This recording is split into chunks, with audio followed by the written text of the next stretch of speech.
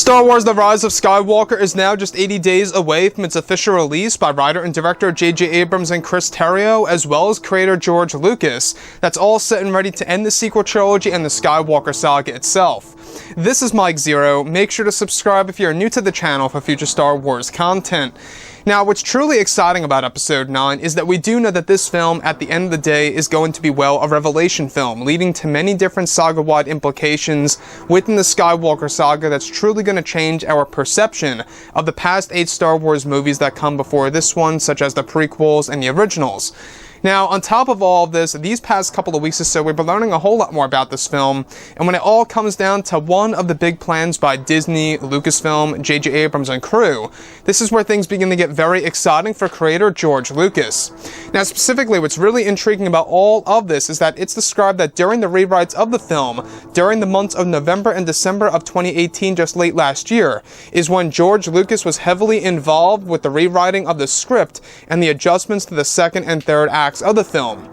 Now, it's explained that George worked very close with J.J. Abrams and that George's involvement was in response to the backlash from the last film of The Last Jedi and to create an authentic Star Wars film that would include many of George's ideas. Now, it's explained that in both the second and third acts of the film, many pieces of George Lucas's original treatments of Episode 7 will be incorporated into the film's plot to fulfill George's vision, while also adding in something new to the mix.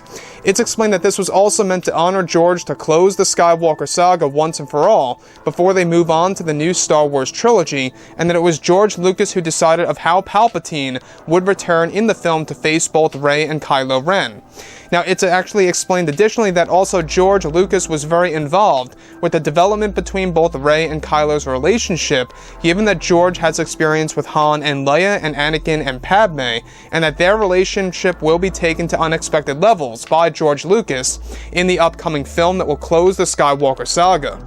So let's go over a couple of parts about this. Now, the exciting thing about Episode 9 so far is that, yes, we do have George Lucas, very much involved with this movie, and that was, of course, in order to make a very authentic Star Wars movie in comparison to both The Force Awakens and The Last Jedi, to really end it all in a satisfying way for Star Wars fans around the world.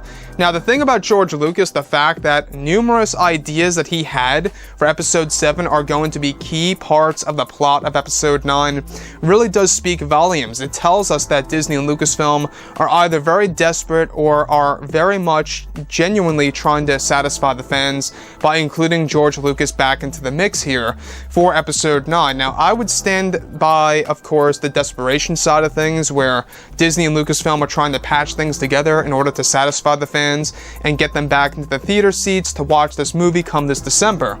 So, like I say, now we only have under 3 months to go, only about 2 months and 19 days from now. It'll be 2 months until The Rise of Skywalker's release, which is really exciting to see exactly what it's going to look like on the big screen and how fans are going to react to it all.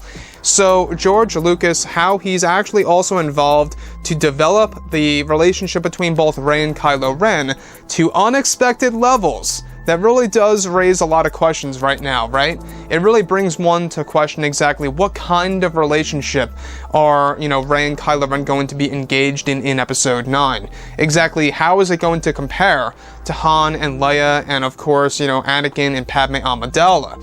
Now, the fact that, like I say, George Lucas also was the one responsible to allow Palpatine to return in a specific way in The Rise of Skywalker also is yet another big indicator that, of course, Palpatine's return is going to make a lot more sense now. The fact that George is involved and how that was actually one of his original ideas from, of course, his original vision of Episode 7, The Force Awakens.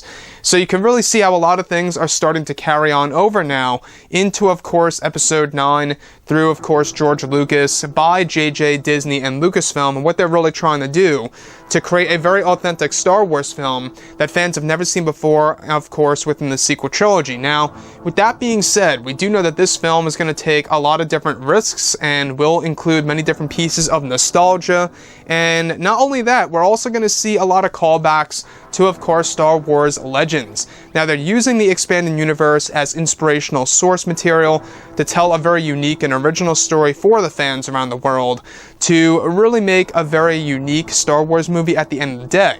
Now, when we look at George Lucas, we do know that, of course, he is the man who created Star Wars back in 1977.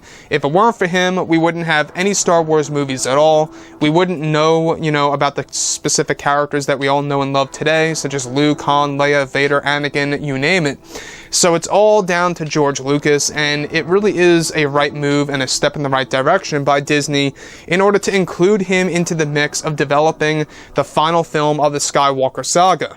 So anyways, guys, drop a comment below. Let me know what you think about all of this in the comments, and if you guys did enjoy the content for today, do make sure to drop a thumbs up on this video to support the channel. I thank you all so very much for the kind support, and I'll catch you guys next time.